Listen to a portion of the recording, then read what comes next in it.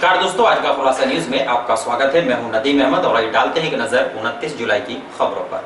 आगे में ईद उल जुहा व रक्षाबंधन पर्व के मद्देनजर धर्म गुरुओं की बैठक का आयोजन किया गया, जिसमें जिलाधिकारी ने सभी से शासनादेश का पालन करते हुए पर्व को मनाए जाने की अपील की है।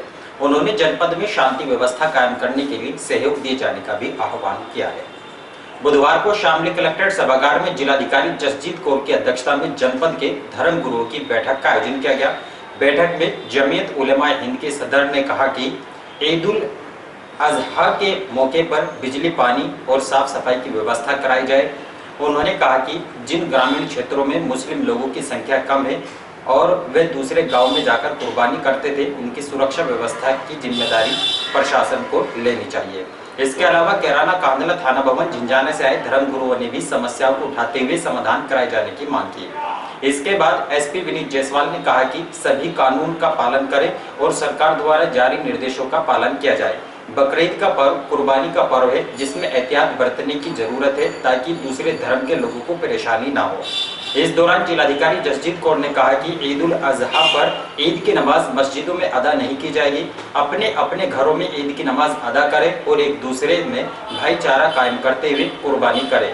सोशल डिस्टेंसिंग का पालन करते हुए भीड़ भाड़ इकट्ठा न होने दें।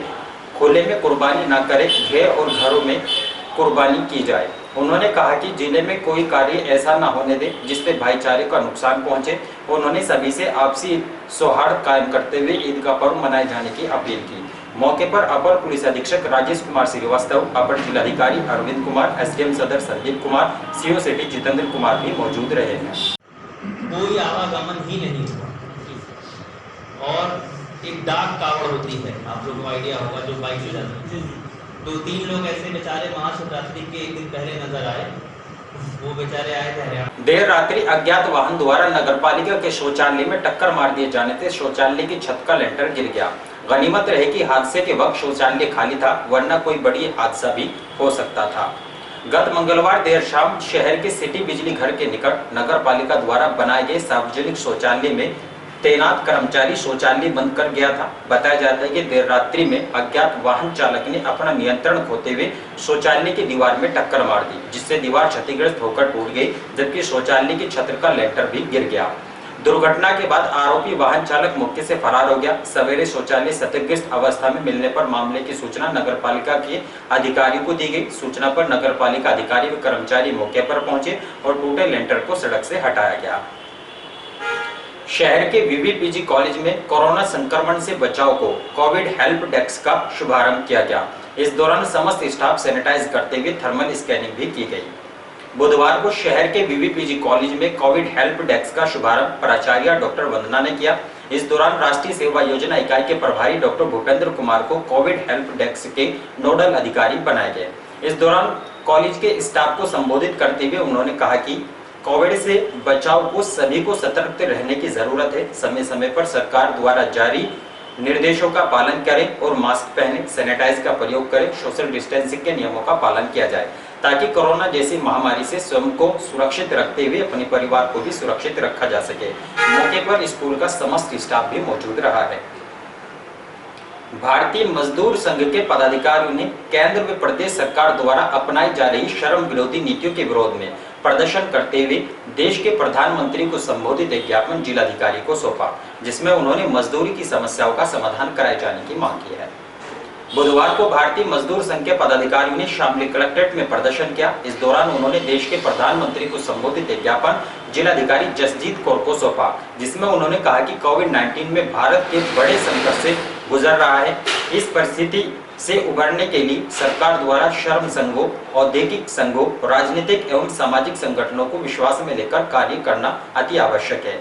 लेकिन केंद्र व राज्य सरकार द्वारा एक पक्षीय सोच से कुछ ऐसी नीतियों पर विशेष बल दिया जा रहा है, जिससे देश के श्रमिक वर्ग का हित बुरी तरह से प्रभावित हो रहा है। उन्होंने कहा कि असंगठित क्षेत्र के मजदूर, विशेष रूप से प्रवासी मजदूरों की समस्याओं का समाधान किया जाए। लॉकडाउन की अवधि में मजदूरों का वेतन तथा भत्ते का भुगतान कराया जाए। जिन श्रमिकों का रोजगार छिन गया है उनको रोजगार दिलाया जाए। बढ़ती बेरोजगारी पर रोक लगाई जाए। जिन राज्य सरकारों द्वारा श्रम कानून का निलंबन करने और कार्य के घंटे बढ़ाए जाने का अनुचित निर्णय लिया गया है, ऐसे आदेशों पर रोक लगाई जाए। आक्रामक निजीकरण के लिए लगातार सार्वजनिक उपकरणों की बिक्री के साथ रक्षा व रेलवे का जो निजीकरण किया जा रहा है उस पर रोक लगाई जाए। उत्तर प्रदेश की चीनी मिलों में कार्यरत मजदूरों के वेतन का पुनरीक्षण किया जाए। कर्मचारी पेंशन योजना 1995 में न्यूनतम 7500 रुपये किए जाए और इसे डीए से लिंक किया जाए। उन्होंने बताया कि केंद्र व प्रदेश सरकार को जगाने के लिए गत 24 जुलाई से 30 जुलाई तक उनका राष्ट्रव्यापी सरकार जगाओ सप्ताह भी मनाया गया है। हमारी मांगे जो है, जो केंद्र सरकार ने और प्रदेश सरकार ने जो श्रमिकों के जो श्रम कानून थे उनको पूरे तरीके से निलंबित कर दिया है। जो श्रमिक और उद्योग और राष्ट्र के लिए कहीं भी हितकारी नहीं है, वो तीनों को नुकसानदायक है। इसलिए हमारी जो प्रमुख मांग है वो केंद्र सरकार से और प्रदेश सरकार से ये है कि जो श्रम कानूनों को निलंबित किया है उनको बहाल किया जाए, ताकि राष्ट्र, उद्योग और श्रमिक तीनों का हित उसमें समान है। शामली रेलवे स्टेशन के वायरमैन सुबोध कुमार की पत्नी पिंकी रानी ने देश के रेल मंत्री को पत्र लिखकर स्टेशन मास्टर व दूसरे वायरमैन पर षड्यंत्र के तहत बिजली चोरी और अवैध वसूली का झूठा मुकदमा दर्ज कर उत्पीड़न करने का आरोप लगाया है। पीड़िता ने मामले में निष्पक्ष जांच कराकर कार्रवाई कराए जाने की मांग की है। शामली रेलवे स्टेशन के वायरमैन सुबोध कुमार के खिलाफ गत 23 जुलाई को आरपीएफ पुलिस द्वारा बिजली चोरी व अवैध वसूली का मुकदमा दर्ज किया गया था। बुधवार को वायरमैन सुबोध कुमार की पत्नी पिंकी रानी ने देश के रेल मंत्री को पत्र लिखकर आरोप लगाया कि पति के खिलाफ झूठा मुकदमा दर्ज कराया गया है, जिसमें स्टेशन मास्टर पवन कुमार व वायरमैन मुकेश कुमार ने षड्यंत्र रचा है।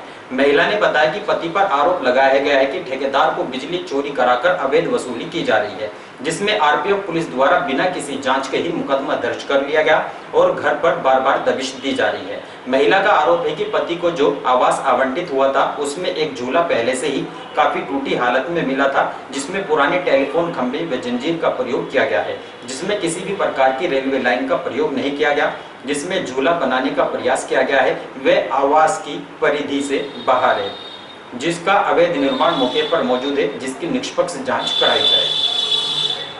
शहर के सरस्वती विद्या मंदिर इंटर कॉलेज में आचार्यों के चल रहे 5 दिवसीय योग प्रशिक्षण शिविर के तीसरे दिन गंभीर बीमारियों पर विस्तार से चर्चा करते हुए योग क्रियाओं से उपचार बताया गया।